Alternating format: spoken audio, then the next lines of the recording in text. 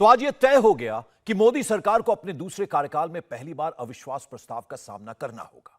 बस यह तय होना बाकी है कि अविश्वास प्रस्ताव पर बहस कब से शुरू होगी और इस पर वोटिंग कब होगी। लोकसभा में आज मोदी सरकार के खिलाफ नो कॉन्फिडेंस मोशन के 2 नोटिस दिए गए हैं। पहला नोटिस कांग्रेस के गौरव गोगोई की तरफ से दिया गया है, जबकि अविश्वास प्रस्ताव का दूसरा नोटिस बीआरएस की तरफ से दिया गया। भारत राष्ट्र समिति की तरफ से दिए गए इस नोटिस में बीआरएस के floor leader N Nageswara Rao, party के सांसदों के साथ साथ असदुद्दीन ओवैसी ने भी दस्तखत किए हैं। ऑपोजिशन की तरफ से नो कॉन्फिडेंस मोशन तो दे दिया गया है, लेकिन लोकसभा में नंबर गेम देखें तो एनडीए को कोई खतरा नहीं है। प्रधानमंत्री नरेंद्र मोदी की अगुवाई वाले एनडीए के पास 330 से ज्यादा सांसदों का सपोर्ट है, जो बहुमत से बहुत ज्यादा है, जबकि विपक्ष के पास करीब 140 ही सांसद हैं। ऐसे में सवाल यह है कि हार तय होने के बावजूद विपक्ष अविश्वास प्रस्ताव पर क्यों अड़ा है। इसके 2 जवाब हैं। पहला जवाब तो यह है कि अविश्वास प्रस्ताव पर बहस के दौरान प्रधानमंत्री नरेंद्र मोदी को संसद में बोलना ही होगा। संसद में हंगामा ही इस बात पर हो रहा है। विपक्ष चाहता है कि मणिपुर हिंसा पर प्रधानमंत्री जवाब दें, जबकि सरकार कह रही है कि इस पर होम मिनिस्टर अमित शाह ही जवाब देंगे। अब अगर अविश्वास प्रस्ताव पर बहस होती है तो जवाब प्रधानमंत्री को देना होगा। ऐसे में विपक्ष का अविश्वास प्रस्ताव भले ही गिर जाए, लेकिन विपक्ष यह कहते हुए मॉरल विक्ट्री क्लेम करेगा कि उसने प्रधानमंत्री को बोलने पर मजबूर कर दिया, और यही विपक्ष की डिमांड थी। अविश्वास प्रस्ताव पर अड़ने के पीछे विपक्ष का दूसरा दाव यह है कि इसके बहाने non NDA, non India parties का स्टैंड भी पता चल जाएगा। बीजू जनता दल, वाईएसआर कांग्रेस और बीआरएस जैसी कुछ पार्टियां ऐसी हैं जो फिलहाल किसी गठबंधन में शामिल नहीं है। बीआरएस ने तो आज अविश्वास प्रस्ताव का नोटिस देकर यह क्लियर कर दिया कि वो मोदी सरकार के खिलाफ है। बीजू जनता दल, वाईएसआर कांग्रेस को अविश्वास प्रस्ताव पर बहस और वोटिंग के दौरान अपना स्टैंड तय करना होगा। नो कॉन्फिडेंस मोशन के बहाने कैसी सियासत चल रही है वो आपको दिखाएं, उससे पहले आपको एक तस्वीर दिखाते हैं। उस वक्त की तस्वीर जब कांग्रेस के गौरव गोगोई ने नो कॉन्फिडेंस मोशन पेश किया था, जरा देखिए। माननीय सदस्यगण, मुझे सदन को सूचित करना है कि मुझे श्री गौरव गोगोई से नियम 198 के अंतर्गत मंत्रिपरिषद में अविश्वास प्रस्ताव प्राप्त हुआ है। मैं श्री गौरव गोगोई से सदन की अनुमति प्राप्त करने के लिए अनुरोध करता हूं। प्रस्ताव इस प्रकार है। ये सभा मंत्रिपरिषद में विश्वास का अभाव प्रकट करती है। श्री गोगोई कृपया सदन की अनुमति प्राप्त करें। अध्यक्ष महोदय, मैं निम्नलिखित प्रस्ताव के लिए सदन की अनुमति चाहता हूं। ये सभा मंत्रिपरिषद में विश्वास का अभाव प्रकट करती है। मैं उन सदस्यों से जो इस प्रस्ताव की अनुमति दिए जाने के पक्ष में ये अनुरोध करता हूं, वो अपने स्थान पर खड़े हो जाएं।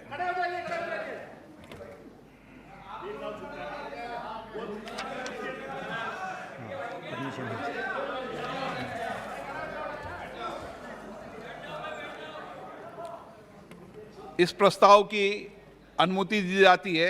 मैं सभी दलों के नेताओं से चर्चा कर और नियमों के तहत उचित समय पर चर्चा करने की तिथि से आप सबको अवगत करा दूंगा। लोकसभा में अविश्वास प्रस्ताव पेश किया जा चुका है। बहस और वोटिंग की तारीख भले ही अभी तय नहीं हुई हो, लेकिन नियम के मुताबिक नोटिस मिलने के 10 दिन के अंदर अविश्वास प्रस्ताव पर बहस कराना जरूरी है।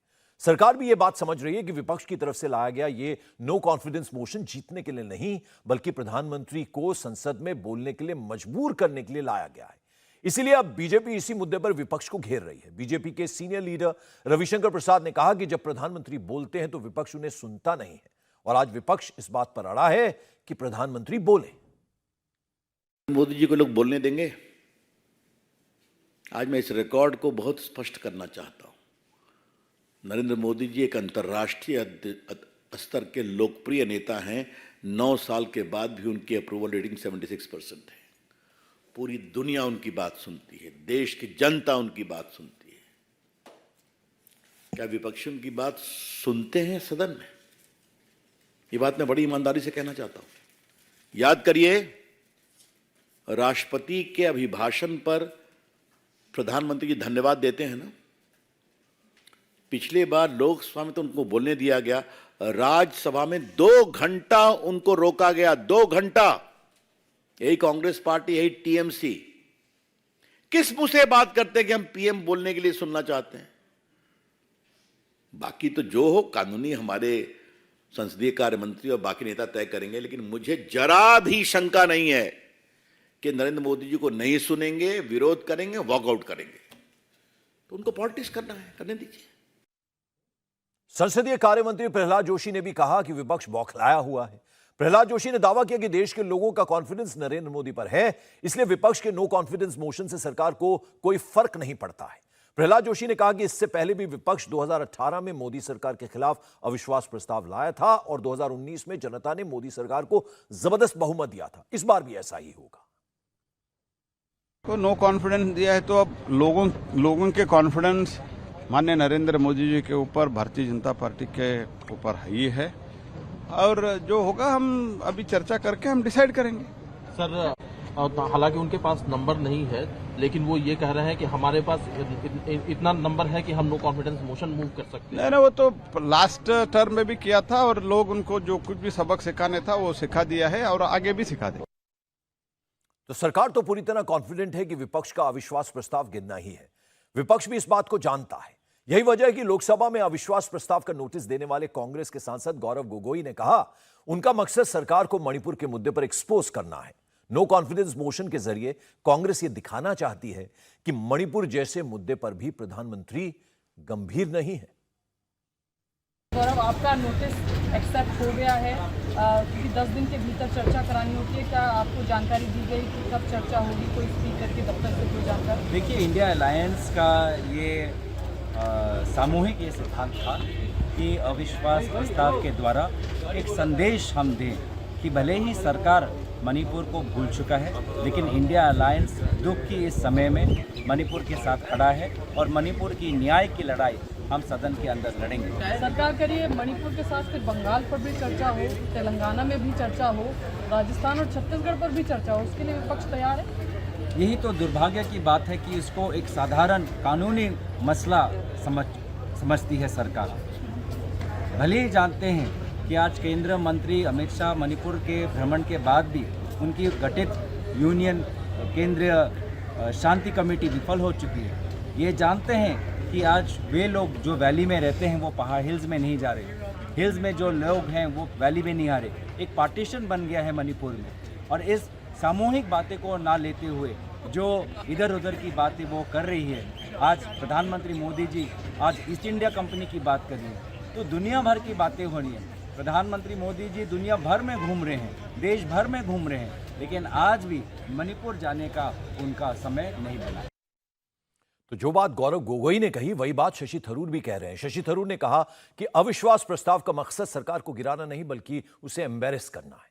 देश को यह बताना है कि मणिपुर जैसे मामले में भी सरकार अर्जेंसी नहीं दिखा रही है।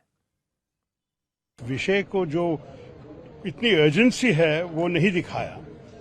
तो मेरे ख्याल में कई पार्टीज कहते हैं कि हमारा जो डिमांड था कि प्रधानमंत्री कभी आए लोकसभा में, जिसका अंग वो है, जब तक वो नहीं करेगा मेरे ख्याल में ये सब चलने वाले हैं। मेरे ख्याल में बेस्ट है कि स्पीकर जल्दी तय करें कि ये नो कॉन्फिडेंस मोशन के ऊपर चर्चा हो जाए। वैसे भी आपको पता है कि परंपरा के अनुसार प्रधानमंत्री को वापस आके जवाब देना पड़ेगा, तो वैसे भी उस वक्त इस विषय पे उनका बोलने का मौका मिलेगा। लेकिन इसको पोस्टपोन करके ये जो हंगामा चल रहा है हाउस के अंदर, उसमें सारे बिल्स को पास करना बिना चर्चा, बिना बहस, ये तो देश के लिए अच्छा नहीं है, हमारे पार्लियामेंट्री डेमोक्रेसी के लिए बहुत खराब है। अविश्वास प्रस्ताव पर आरजेडी सांसद मनोज झा ने भी बड़ा बयान दिया। मनोज झा ने कहा कि हमें पता है कि आंकड़े उनके पक्ष में नहीं है, लेकिन लोकतंत्र में नंबर गेम ही सब कुछ नहीं होता है। मणिपुर में इतना कुछ होने के बावजूद पीएम मोदी चुप हैं, खामोश हैं। शायद इस प्रस्ताव के बहाने ही पीएम मोदी संसद में बयान दे दें। इसको थोड़ा इसका निहितार्थ समझिए। हमें पता है आंकड़े हमारे पक्ष में नहीं, लेकिन लोकतंत्र आंकड़ों की चीज सिर्फ नहीं होती है। मणिपुर जल रहा है, वहां के लोग टकटकी लगा के देख रहे हैं कि हमारे प्रधानमंत्री जुबान कब खोलेंगे। किसी भी और उपकरण से वो जुबान खोल नहीं रहे थे। उंगली की चोट पर ट्वीट करने वाले प्रधानमंत्री मणिपुर में हमारी बहनों के नग्न परेड के बाद भी चुप है। तो शायद अविश्वास प्रस्ताव के बहाने ही उनसे कुछ बुलवाया जा सके, तो यही सबसे बड़ी उपलब्धि होगी। उसी की वजह से ये नो कॉन्फिडेंस मोशन। और इस बीच अविश्वास प्रस्ताव पेश करने का मकसद सबसे स्पष्ट तरीके से बताया आम आदमी पार्टी के राज्यसभा सांसद राघव चड्ढा ने। राघव चड्ढा ने कहा कि अगर सरकार की शर्तों पर मणिपुर पर चर्चा होती तो बहस का ज्यादा वक्त नहीं मिलता, लेकिन अब अविश्वास प्रस्ताव पर बहस होगी तो डिटेल में चर्चा होगी। सरकार को एक्सपोज करना आसान होगा। देखिए, पहली चीज तो यह है, इस नो कॉन्फिडेंस मोशन का उद्देश्य क्या है वो समझ लीजिए। 4 बड़े उद्देश्य हैं। पहला उद्देश्य तो यह है कि सरकार बार बार ये कह रही है कि सरकार बहस चाहती है सदन चलाओ, सरकार बहस चाहती है सदन चलाओ, और विपक्ष हम शोर मचा रहा है इसलिए सदन नहीं चल पा रहा। इस नो कॉन्फिडेंस मोशन के आने के बाद सरकार मजबूर हो जाएगी सदन चलाने पर, और इस प्रकार के मनगढ़ंत आरोप हम पर नहीं लगेंगे। वास्तव में सदन चलेगा। 4 दिन बर्बाद हो गए मॉनसून सत्र के। विपक्ष कहता रहा बहस कराओ बहस कराओ बहस कराओ, सत्ता पक्ष ने बहस नहीं कराई। तो पहली चीज इस नो कॉन्फिडेंस मोशन लाने की पहला औचित्य यह है, पहला उद्देश्य यह है कि सबसे पहले सदन चलेगा, बहस होगी, जो हम चाहते हैं। दूसरा महत्वपूर्ण बिंदु, ये नो कॉन्फिडेंस मोशन इसलिए भी लाया जा रहा है कि एक विस्तार से एक लंबी चर्चा हो, एक लॉन्ग ड्यूरेशन डिस्कशन हो, 5-7 मिनट की खाना पूर्ति वाली चर्चा ना हो। संजय राउत ने तो यह भी मान लिया कि विपक्ष के पास नंबर नहीं है, सरकार को कोई खतरा नहीं है। हालांकि इसके साथ ही संजय राउत ने यह भी कहा कि मोदी सरकार के पास भले ही आज बहुमत हो, लेकिन इस अविश्वास प्रस्ताव के सहारे विपक्ष ऐसा मंच तैयार करना चाहता है जिसके दम पर इस सरकार को हटाया जा सके। सरकार की हराने की कोई बात नहीं है, उनके पास तो बहुमत ही बहुमत है, लेकिन बहुमत बड़ा चंचल होता है।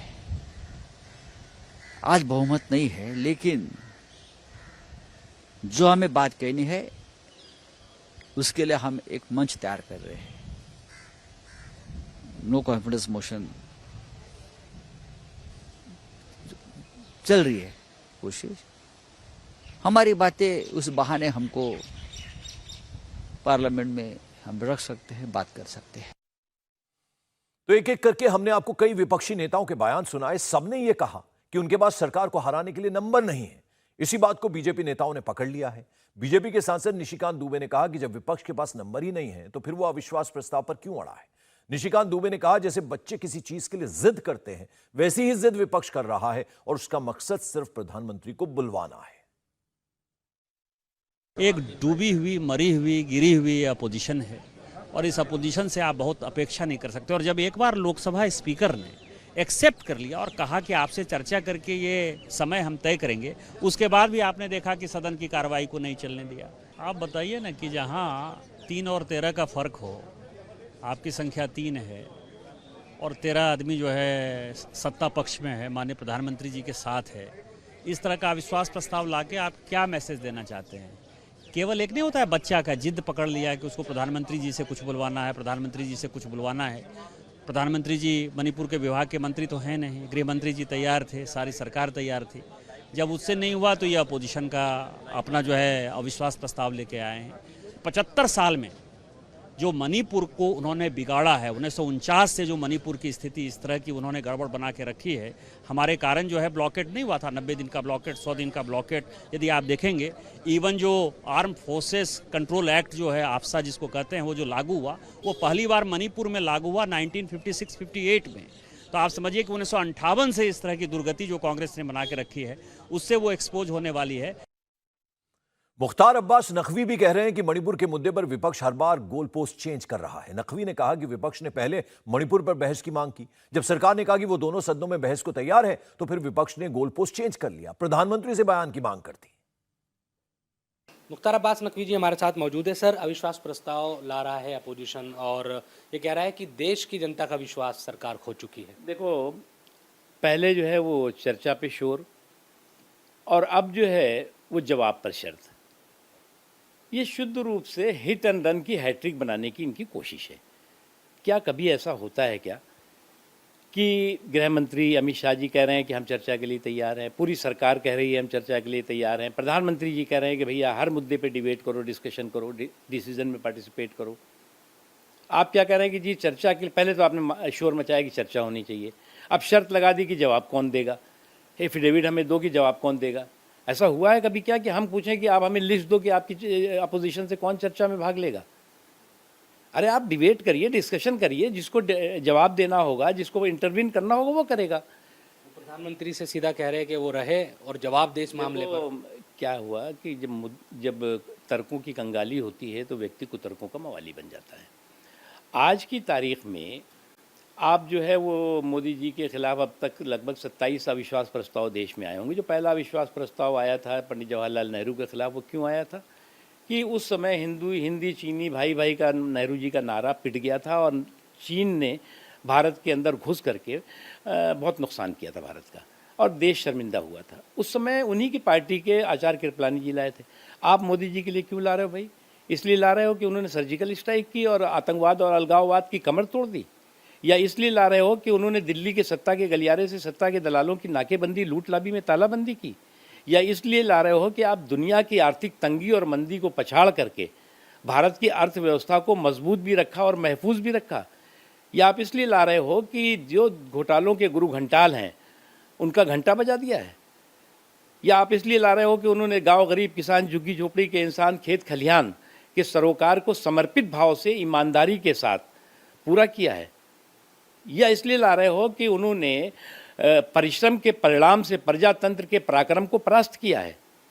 आप किस लिए ला रहे हो? तो ये आपका प्रस्ताव नहीं, चूचू का मुरब्बा। और आप एक बात देख लेना, ये नियम 198 के तहत शायद ला रही है लोकसभा का जो नियम 198 है, इनको 198 सदस्यों का भी समर्थन नहीं मिलेगा लोकसभा में, ये आप देख लीजिएगा।